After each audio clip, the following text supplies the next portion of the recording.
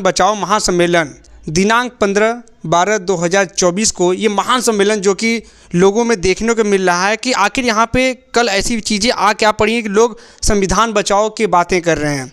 जिस प्रकार सरकार अपनी बातों को रखती है, अब विपक्ष ये कहता है कि संविधान खतरे में है। संविधान को खतरे में पढ़कर न जाने कितनी पार्टियों ने अपनी बातों को रखा। कुछ ऐसे लोग हैं केवल संविधान की बात करते हैं और कुछ लोग होते हैं पार्टियों की बात करते हैं।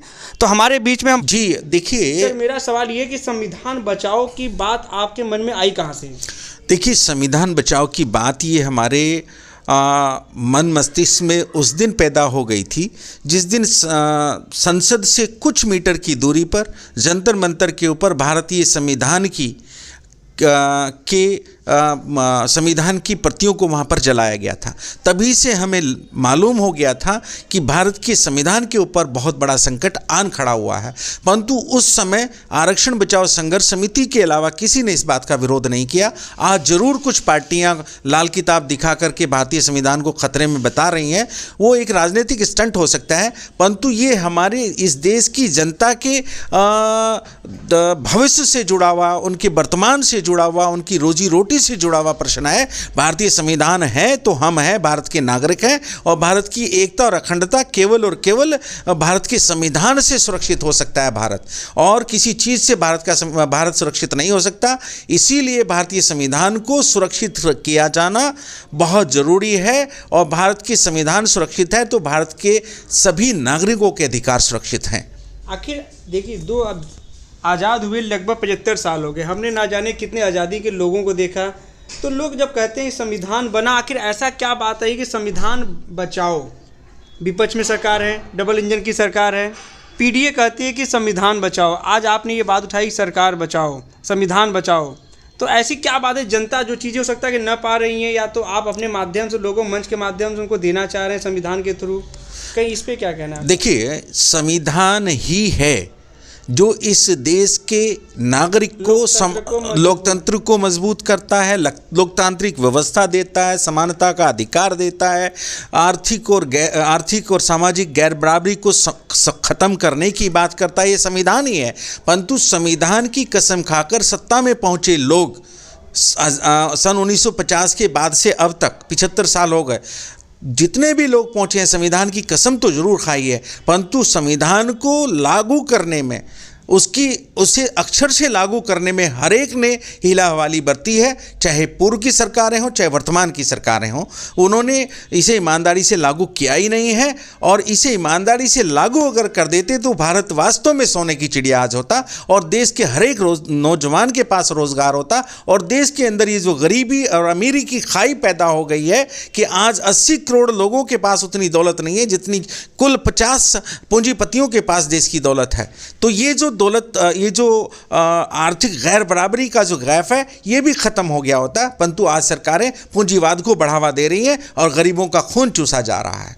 सर ऐसा क्या, मेरा आपसे सवाल तो राजनीति से ऐसा नहीं लगता कि 2024 के बाद केवल जातिवाद और अभी जो करंट में चल रहा है हिंदू मुस्लिम, जहाँ पर देख रहे हैं कोई मंदिरों की बात करें, मस्जिद की बात, हर मस्जिद में मंदिर होने की बात आ जाती है। अभी कुछ ही दिन में सुप्रीम कोर्ट ने 18 मस्जिद को जौनपुर में उसको रोक लगा दिया है, तो वहाँ भी विवाद होने वाला था संभल जैसा। तो उस पर संविधान खतरे में है कि मौजूदा सरकार से खतरे में है संविधान? देखिए, संविधान के अंदर government of India he act लेके आई 1991 में। तो गवर्नमेंट ऑफ इंडिया एक्ट लेके आई कि जो स्थिति बाबरी मस्जिद गिरने के बाद से, वो तो गिर गई, परंतु उसके बाद से जो स्ट्रक्चर, पूजा स्थल जिस स्थिति में है वो वैसा ही रहेगा। ना फर्दर उसकी कोई जांच होगी, ना खुदाई होगी, और ना ही उसके ऊपर कोई विवाद होगा। परंतु कुछ ऐसे फैसले सुप्रीम कोर्ट से हो गए कि चलो केवल सर्वे करा दिया जाए।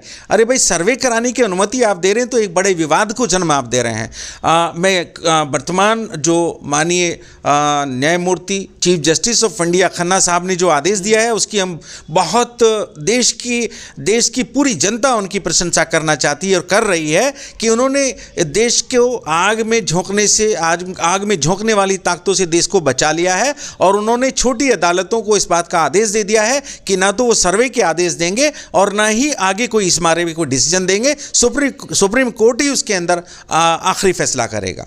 तो कल का जो कार्यक्रम है सर आपके यहाँ पे आपने बताया कुछ जज भी आने वाले हैं, तमाम नेता आने वाले हैं, तो वहाँ पे किन मुद्दों पे बात होगी हमारी? देखिए, मुख्य रूप से भारत के संविधान को अक्षर से लागू किया जाए, ये हमारा सबसे बड़ा मुद्दा है।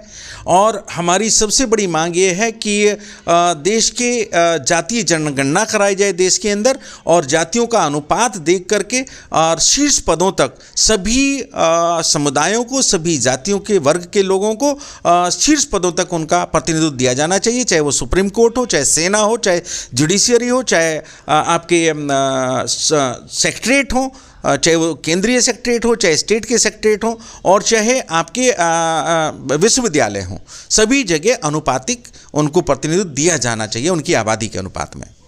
जी, तो हमारे बीच में आरपी सर मौजूद थे, उन्होंने बताया कि गणना किया जाए, गणने के आधार पर निम्न, उच्च, गरीबी को देखते हुए जिस पात्र उस पात्र में हर चीज़ों को आरक्षण देने के साथ साथ उनकी सीटों को पूर्ण किया जाए।